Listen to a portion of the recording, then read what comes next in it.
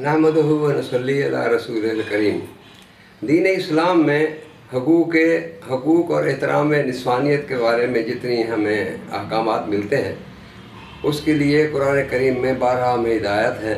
और सबसे पहले ये मर्द और औरत के लिहाज आमाल सज़ा और जज़ा के मामले में कोई तफरीक नहीं रखी गई। जो अजर अल्लाह ताला ने कुरान करीम में मर्द के लिए बताया है वही औरत के लिए बताया है, और जिस बात से रोका है उसमें कोई फ़र्क नहीं है। नबी करीम सल्लल्लाहु अलैहि वसल्लम का खुतबा हुज्जतुल विदा जो ह्यूमन राइट्स चार्टर का सबसे बड़ा डॉक्यूमेंट है, उसमें सबसे बड़ी बात जो नबी करीम सल्लल्लाहु अलैहि वसल्लम फरमाई कि ऐ लोगों, अपने औरतों के मामले में अल्लाह से डरो। अगर तुम उनके साथ भलाई का सलूक करोगे तो इसका अजर अल्लाह के पास है। हकूक़ निस्वां के बारे में औरत का जो मकाम है, आप देखें कि माँ के कदमों के नीचे जन्नत है। ये कितनी बड़ी बात है। और फिर फरमाया कि एक वाक़या मुझे याद आया कि हदीस मुबारक में आता है कि एक शख्स अपनी माँ को कंधे पर उठाकर तवाफ़ कर रहा था, तो नबी करीम सल्लल्लाहु अलैहि वसल्लम से उसने फरमाया, या रसूलल्लाह, क्या मैंने अपनी माँ की खिदमत का हक़ अदा कर दिया? तो नबी करीम सल्लल्लाहु अलैहि वसल्लम फरमाया कि बेटे, तुमने अभी तक अपनी माँ के एक सांस का भी हक़ अदा नहीं कर सके।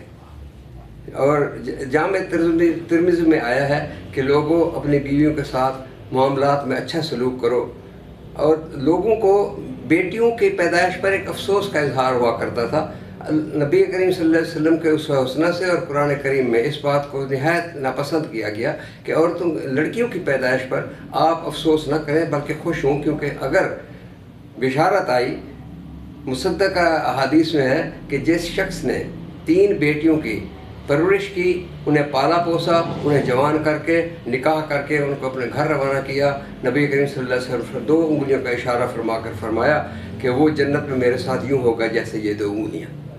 और फिर एक और हदीस मुबारक में आता है कि जिस शख्स ने 2 बेटियों की परवरिश की, क़यामत के दिन वो बेटियां जो हैं वो जहन्नम की आग के सामने ढाल बन जाएंगी माँ बाप के लिए।